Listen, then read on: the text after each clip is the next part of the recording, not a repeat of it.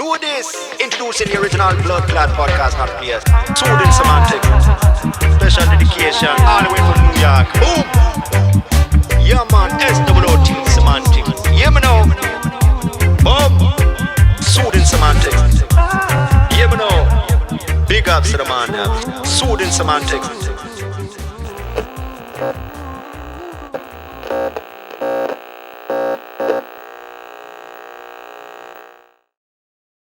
On another episode of Soothing Semantics, I am your host, Rafi Pinsky. Subscribe, like, and share, leave your comments, and make sure to check out all of the previous episodes of Soothing Semantics. Today, we have a Gorsky friend, a friend of the Caucasus Mountains, from Baku, Azerbaijan, by way of Toronto, Canada.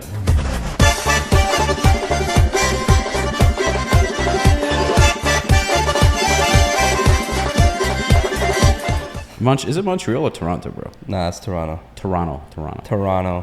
So from Toronto, from prison to freedom, to Florida freedom.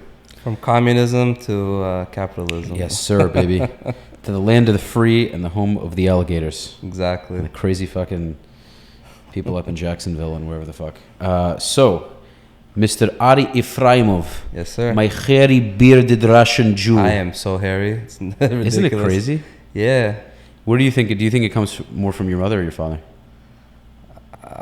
It's weird to say, but I think it comes from my mother. It comes from your mother. Your mother does have a nice mustache. No. Mrs. Ifraimov, I'm joking. It's a joke. If she ever meets me, she'll be like, "Is that bitch?" Fucking throw a pot at me as soon as I walk into the house. Dude. Well, there's three choices of weapons. There's the palka, which is this thing where they roll the dough with. So if you ever got caught with that, like that's the first one. That's if you fucked up. Can I swear on this podcast? Yeah, 100%. If you fucked, dude, you're barefoot with the recliner up, and you're asking me if you can curse on the podcast, bro. Come on, what do you think this is? So there's three levels. Like the first one is the polka. So if you fucked up, she'll come and take the rolling pin and beat you with it. Yeah. Second stage is the belt, the remain. Okay. So if it gets to that point, you really fucked up. The worst is the tapochka. When you get the tapochka, that's the sandal, or the chancla, they say in Spanish. Yeah. That's the worst. You really fucked up if you're getting the tapochka. Oh, dude, that's fun. So when did you get the tapochka? It's been a couple occasions. I was definitely not an easy kid. Really? Yeah. So what was a good story of when you got it? The tapochka? Yeah. Oh, I think it was one time. This was like when I was in band camp. No, this was like when I was like 17. This was later on. And my mom had like this whole cabinet of alcohol. And me as a kid, we had like a house party and everyone's like, "Yo, who's bringing alcohol?" I'm like, I got some at home, but my mom's going to notice if it's missing. So I took the bottle of vodka. It was like Absolute or something. I brought it to the party and it said, "Make sure that bottle of vodka does not go missing because I need the empty bottle to bring back home." So when I got home, I filled it up with water. I was just hoping nobody would notice because I think it was Passover, some holiday. The family was over and everybody's pouring shots. And my brother-in-law noticed that it wasn't vodka. And I'm giving him this look like... And my mom just saw right away, and she got so pissed. She's like, "What, you drinking? 17 years old?" Mind you, my dad gave me my first shot at 13, so I don't know why it was a big deal, but... Why was it a big deal? I don't know, maybe because I hid it from her. I don't know. So she ran around the house and started like hitting you with a sandal? After everybody left. Yeah. That's fucking great. No, it was great. Okay, so guys, Ari has recently bought two pieces of real estate. So we definitely want to get into that a little bit. But Ari is cousins to my boy Pavel Shalumov. Shout out to you, Pavel. Love you, man. Love you, Pavel. I had Pav on one of my earliest podcasts, and I had a blast. So I met Ari a couple of months back, and now Ari is so far living in Florida. Just got to get a visa. You got to get yourself a green card. Pay some money, get a green card. So anyhow, you could just marry Pavel. You know, don't tell anyone your cousins. Yeah, I don't Chuck know. and Larry kind of thing. But if you, I mean, I know so much about it that they might make you guys kiss, and that's weird because you're not gay and you're not, and you're not related. incestual. Yeah, so that probably wouldn't work too well. Yeah. Anyways, so yeah, dude, tell us a little bit about the properties. So I moved down. Well, I came down here in November. 3 years ago, I was always looking at buying a place. When I got here in 2019, for personal reasons, I never ended up doing it until I thought, 2020 came in, and I'm like, you know what, I'm gonna do it this year. Then COVID happened, and it just wasn't the right time. I wanted to come during 2020, but being Canadian, everyone's like, there's no way you're gonna travel during a pandemic, no chance. So fast forward to 2021, I came down here in November, and I'm looking for a property that I can live when I'm down here. When I'm in Canada, I can rent it out, something like that. And coming from a market in Toronto, the cap rates aren't as good as they are here. Mm-hmm. It's like night and day. So for me, it's a no-brainer. So looking at properties down here, well, when I got here in November, I didn't start looking for properties until February. Reason being, I came here from Canada, everything was locked down, no parties were going on, no gyms were open. Pretty much locked up in a room for 12 hours a day. Oh my god, bro. Brutal. By the way, it wasn't just Canada. New York was like that too. Yeah, a lot of places. California. There's a lot of states that were like that. I moved to Florida a year before COVID, and I just got lucky, bro. I got so lucky. Hit the jackpot with that one. Yeah, man. I saw all my buddies in New York locked up, and I was like, damn, bro. I can. It was locked up here for a little bit, but we opened much earlier than everybody else. Yeah. And then all these Canadians started coming in. Yeah.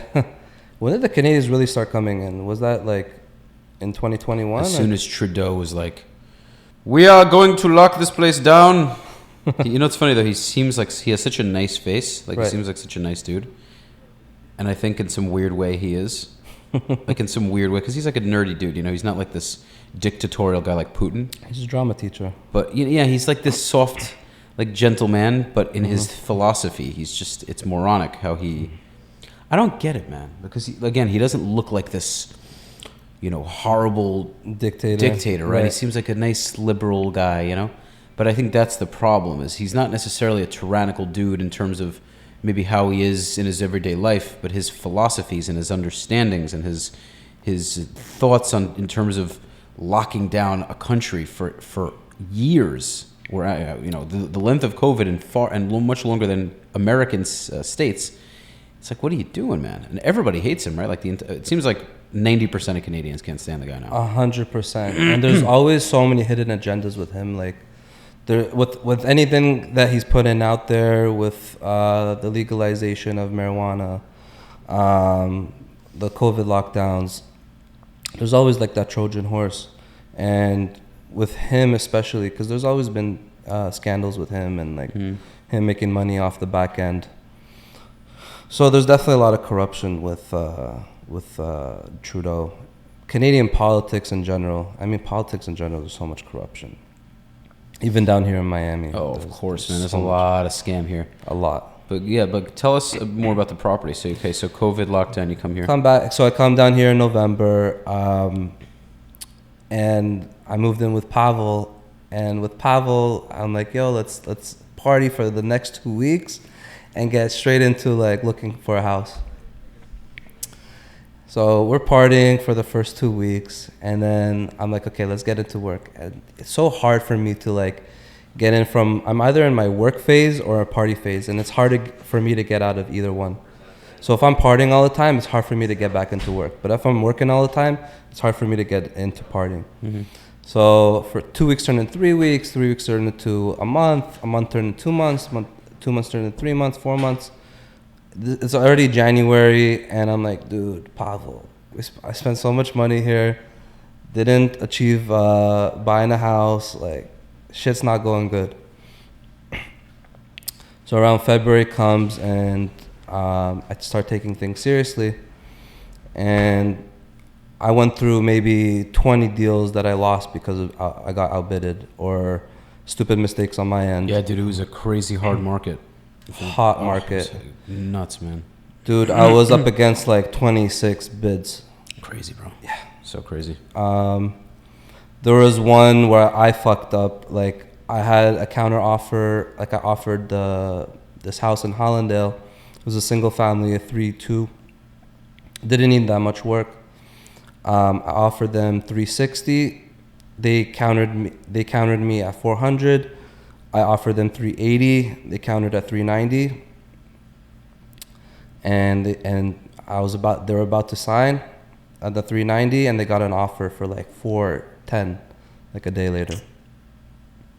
You see, like that 10 grand kind of like showed me, it's not that big of a deal. 10 grand on a 30-year mortgage is pennies. Yeah. Like, what's the big deal?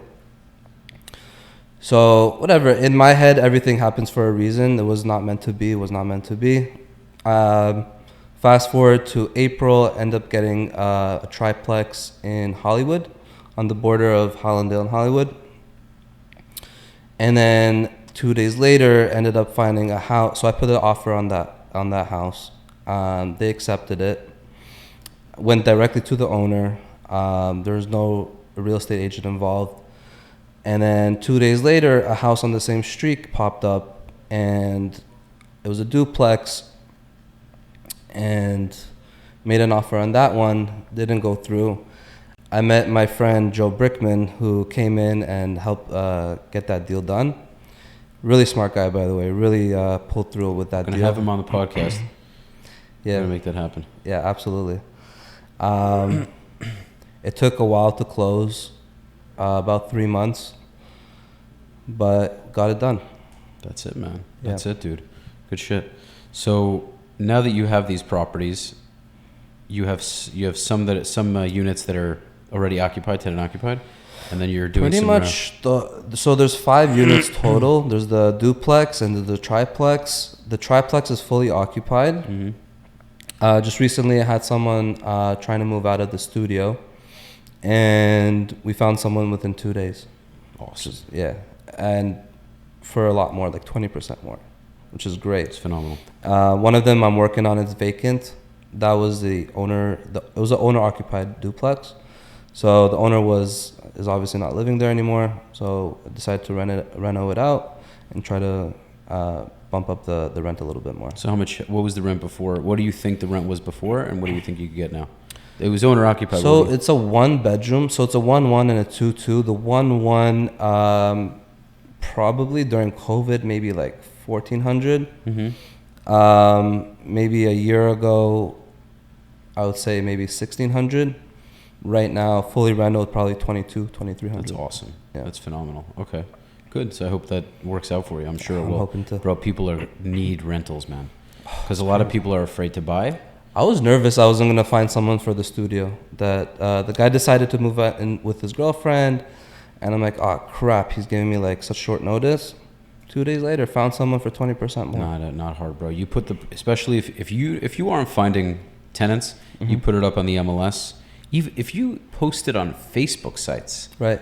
You post it on Facebook groups, you'll get tons of people. You put it on the MLS. If that doesn't work, you put it on the MLS. Oh, dude, you'll be flooded. As long as you're priced somewhat reasonably, right? Even if you're priced a little high, you'll get offers. Mm-hmm. I'm sure. But if you how's price Craigslist, by the way?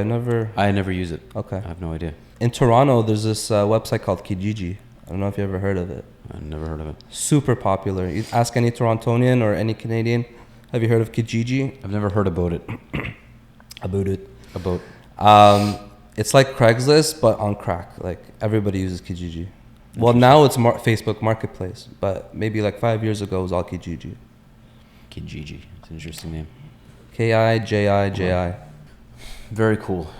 In terms of Miami, you think you're going to be staying... If you get citizenship and all that, you'd probably stay here, right? You like it here? I would love to, yeah. It's great, absolutely. Right? Yeah, it's a great place. So, I mean, in terms of the property, it's awesome that you have these properties, and I hope that you continue to build as time goes on, dude. First of all, that breakfast this morning was phenomenal. Oh, dude, I have the itis right now, and I'm so vibing. Yeah, like, right? you know when you eat and you don't overeat, but you're on the threshold of overeating. That's where I'm at right now. Yeah, you look very satisfied. Yeah. Dude, you look super satisfied. Are you going to drink that coffee, or is it just for the? Oh, for the vibe. It's for the brand deal I have with Aroma. Oh, nice, dude. Nice. Okay, dude. Yeah, man. So, in terms of Florida market, I mean, the Florida market is going to continue to grow. You see, when I was looking at the market, another thing that held me back from buying something was, I came here in 2019. This same property was 200,000. Now it's $500,000. Mm-hmm. Like, that eats at you in a way. You're like, damn, I don't want to be the fool that buys at the top. But the way I was looking at it was, as long as I can service the debt and make whatever profit I can make on top of that is great. Like, if you buy a place in Toronto, it's almost impossible to make money off of it unless you're Airbnb-ing it and aiming for like a 3x revenue versus like a long-term tenant. Mm-hmm. But over here, even with the long-term, you can definitely make a profit. Like on the triplex, it's making about $1,000 a month, and I bought it like recently, which was at the top, I would say. For now, it could go up even more, but the way I looked at it was, I'm comparing markets all over the place. So Toronto, you buy a $1 million house, for example, which is doable now because the market went down so much. If you're buying a $1 million house in Toronto, you can possibly maybe rent it out for $3,000 a month. Mm-hmm. $3,000 a month, you're gonna be losing every single month. You buy something in Miami, you might break even, you might make a profit, but you most likely won't lose, depending on what you're looking for. Maybe a condo you might lose every month, but for the most part, it's the fact that I looked into triplexes and duplexes and try to diversify the type of income I'm getting. Mm-hmm. It kind of makes it a lot easier for me to like manage, especially because it's all in one combined spot. If it was in either part of town, it'd kind of be a pain in the ass. You make sense of things sometimes. And eventually, I definitely want to Airbnb it, and just to have it all centralized would be great. Mm-hmm. Yeah, no, that makes perfect sense. So, what are some of your next plans in terms of real estate or in terms of any other ventures? What are you thinking? The way I see it, whatever opportunity comes my way, I definitely have passions in the culinary space. I was thinking of opening like a franchise over here. Something that's popular in Toronto is Aroma Coffee, and we were actually there for breakfast today. Mm-hmm. And I was talking about it. Yeah. There's so many Aroma Coffee. I think there's like 44 locations in all of Canada. Wow. Right. So when I came down here to Miami, and I'm like, there's only 2 locations, one in Miami Gardens and one in South Beach. There's so much of a market they're missing here. Yeah. So I don't know. What are my next plans? Either scale up with the houses and buy more real estate, or do something with property management, or look into opening something here, like a franchise. Very cool, man. Yeah. Yeah, I think you'd be great at that. You know what's interesting? I thought about this, and this is not something I would do anytime soon, but I would think of opening up a very interesting Middle Eastern hookah kind of restaurant. And what I would like to do is kind of make it Israeli, I guess you can call it centralized, where the theme is mostly Israeli, but then you have all different kinds of cultures. So you have a lot of Arabic music, a lot of Israeli music, but they have like a little Jerusalem. Florida, sort of. You have in this part of North Miami, you have Sunny Isles, right, and like the Hallandale area, which has a lot of Russian hookah bars, which hookah and Russian don't go together. Even though a lot of Russians and Europeans smoke hookah. I haven't been to Russia, but I've been to Azerbaijan, and it's different than Russia. That's not really Russia. It's more of a Middle Eastern mix of Russia, where the people originally are from the Middle East, right? Right. So you go to Brooklyn and it's all full of Russians. No. I think Russians adopted hookah. Like it's kind of like part of their culture now, but it doesn't Okay. come from there. Do you get it? It's not it doesn't originate there. Right. So It's like putting a McDonald's in Russia. It's like they're not used to eating hamburgers. Yeah, but so I think they'll that adopt it. if you can make a very very, very upscale hookah venue, and listen, people are listening to this and be like, that's a great idea, let me steal it. Most people probably won't. Maybe one person. there's nothing proprietary about it. That's also true. Yeah. But just a beautiful, chic, with the real cool carpets, but not some shithole hookah spot. We're talking a really nice place with What kind of top-level carpets? food. Like the Persian ones? It's a good question. Either that or Egyptian, like an Egyptian style where you're sitting on the floor. Well, I guess The everyone does that. hieroglyphics? Right? No, but I don't know. I mean, it would have to be something that I would really think about. But a lot of these hookah bars are they're not really nice. They're shitty, but they're covered. They're made to look nice. Right. You get me? But like the food is really crap. So if you have I'm talking really good meats and the dips are homemade, the hummus is made on premises and all these things are really top quality. They don't just buy it in the store in bulk and then repack. So you want a really good restaurant with a side of hookah that you can order. Well, I wouldn't even say with a side of hookah. I would say like the hookah is a very big component, and Right.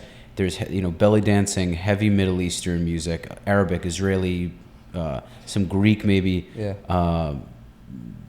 maybe some Turkish music, whatever it is, but just a real mix of no hip hop, no rap, no R&B, no rock, nothing, just Mediterranean music. Right. And then you have Mediterranean food. And everything is top quality. We're talking like the bathrooms are pristine, clean. Everything's got a royal Mediterranean look. Yeah. Even in terms of the going in there, there has to be a certain dress code. You can't just like walk in with shorts. Right. Because you want it to have a certain elegance. Okay, I got you. And like a really upscale, like Dubai type of hookah bar. Yeah, with bro. Something on the water. steakhouse. Something on the bay or with a water view. That's a couple $1 million. No, listen. It would be an expensive project. 100%. I should pitch this to somebody. I have somebody in mind I should pitch this to. But listen, it could work. Are you into cooking? Like, are you into the? I like eating culinary it. world? I like eating it. Yeah, I mean, I'm not a good cook, man. I'm sure, like anybody, if you put enough work into it. But I don't naturally enjoy to sit there and make crazy food. I naturally enjoy it. You got to do it, bro. The thing is, as a kid, everybody was watching, what was it, Dragon Ball Z and all that shit. Mm-hmm. I was like the weird kid watching the Food Channel all day. I love that shit. Right. I would watch it for like hours and hours and hours. Right. And I just like, I don't know, I kind of think it inspired me to love cooking. You can cook me things if you want. I'm not like against it. I don't know. Hey, I'll do the cooking as long as I don't do the dishes. Fair enough. Fair enough. It sounds like we have a great relationship. You're gonna get this green card finally. Yeah, bro. So we're gonna wrap this up, bro. Keep it kind of short and sweet. Yeah. Bro, it has been a fucking pleasure. Big pleasure. Oh yes, dude. Love you, man. Appreciate you coming on. And guys, make sure to give it a like, comment, subscribe, smash that like button. Smash it, baby. Smash it. Make like Ari's mom. Take a Tapichke. chancleta. Tapichke. Tapichke. Yeah. Smash it with the like. Smash the like button with the sandals. Let's go, boys. Let's go. All right, guys. Thank you, guys and gals. Thanks for watching. As always, this has been another episode of Soothing Semantics. Appreciate you guys. On to the next. Peace. Peace.